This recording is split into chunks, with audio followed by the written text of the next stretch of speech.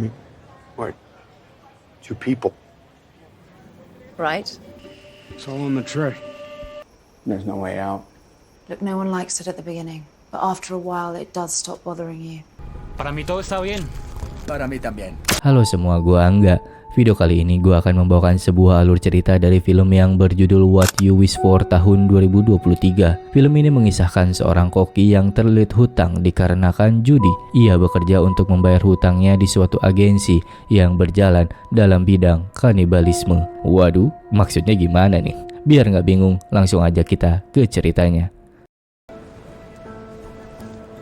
Di awal film, kita diperlihatkan seorang laki-laki yang baru saja keluar dari bandara bernama Ryan. Ryan ini menjadi tokoh utama kita dalam film ini. Dia pun dijemput oleh seseorang. Sampailah di tempat. Di sini Ryan berada di rumah mewah, tapi si pemilik sedang berada di luar. Jadi ia gabut.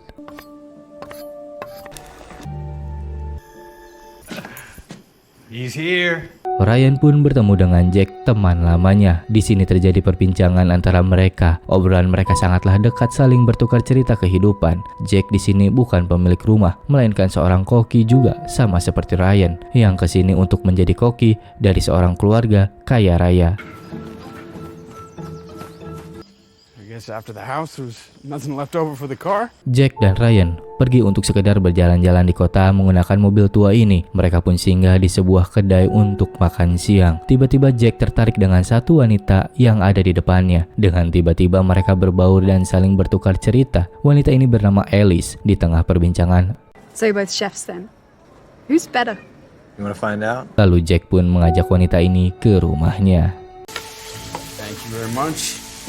Setelah Ryan dan Jack memasak, akhirnya masakan mereka pun jadi. Alice ditutup matanya dan memakan kedua masakan tersebut. Dan saat Alice menilainya mana yang lebih enak, Alice memilih masakan Ryan. Di malam harinya, mereka berenang seperti orang yang sudah berteman lama. Mereka pun lanjut ngobrol dan minum-minum sampai tengah malam.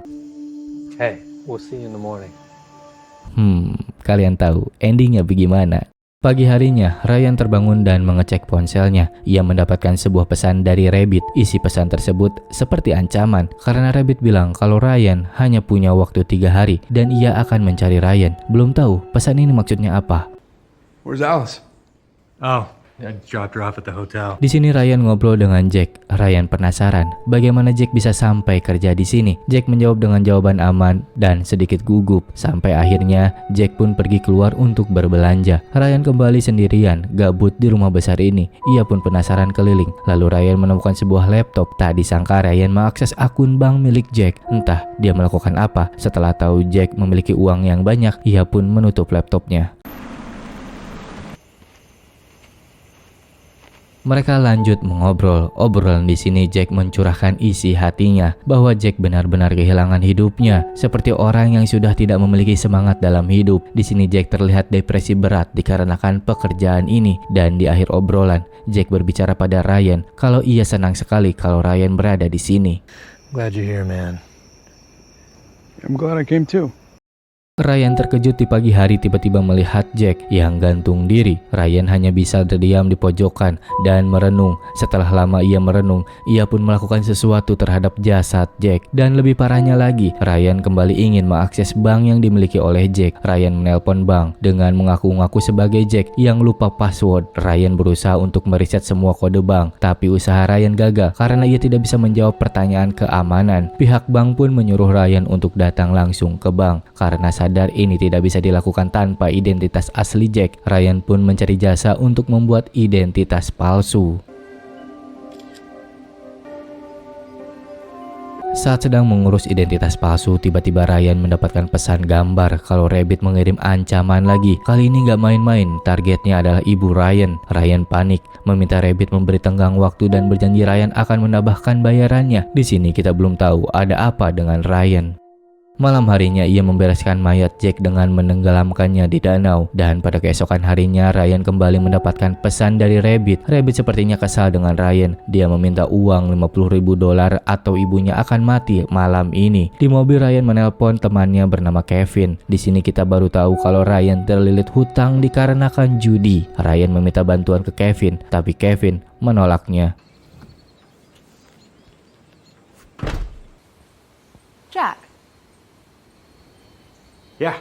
Ryan bertemu dengan Imogen dan Maurice. Ryan di sini mengaku sebagai Jack, sedangkan Imogen dan Maurice tidak mengetahui juga sebenarnya siapa Jack. Jadi mereka percaya aja. Di sini Ryan meminta uang muka untuk pekerjaannya. Ryan terkejut karena tahu kalau gajinya sebesar $300.000.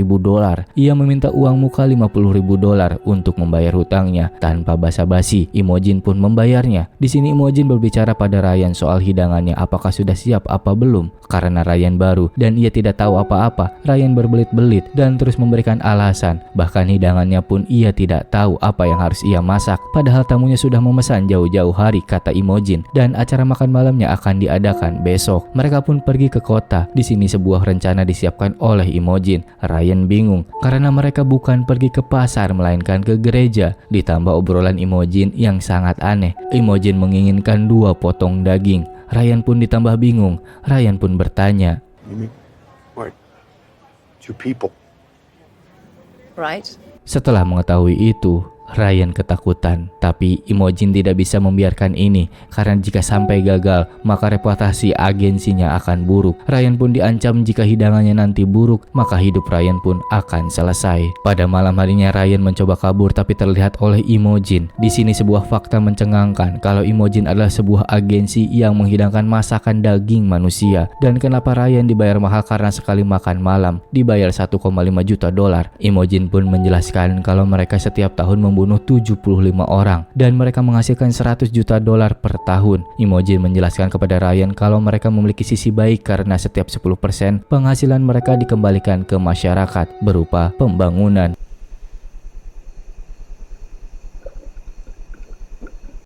Keesokan paginya Maurice dan Ryan melaksanakan rencananya yang kemarin. Di sini mereka awalnya mengikuti 2 orang perempuan, tapi saat di pertengah perjalanan ia bertemu dengan Jose dan ya, ini adalah korban pertama.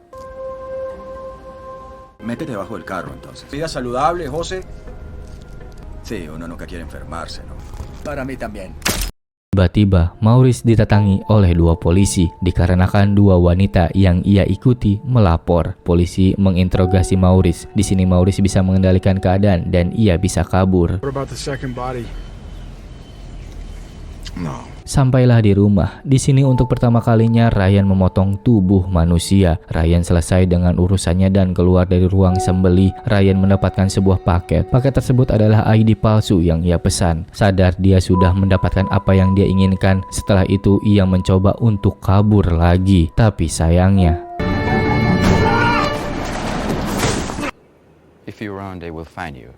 di sini Ryan menanyakan pada Maurice apakah ada koki yang keluar dari pekerjaan ini. Maurice menjawab ada. Ia adalah Greta. Greta pada saat itu menolak semua pembayaran dan ia menggantikannya ingin bertemu dengan agensi. Permintaan itu pun dikabulkan dan kini Greta menjadi koki pribadinya orang kaya. Cuma saja kabarnya setelah itu tidak pernah terdengar lagi. I never heard from her after that. Imogen dan Ryan berada di dapur mempersiapkan menu yang akan dihidangkan. Malam hari tiba, tamu pun datang. Tidak lama dari itu, polisi dan detektif datang untuk mencari hilangnya Jose. Polisi mencurigai Maurice karena terakhir kali ia berada di lingkungan Jose sebelum menghilang. Pada saat ini Maurice sedang keluar menjemput tamu, tapi polisi ingin menunggunya. Detektif bertemu dengan Ryan di dapur. Ia menginterogasi. Dengan tenang Ryan bisa menjawab semua dan diakhiri dengan penawaran makan malam. Have you eaten, Detective? Not since breakfast.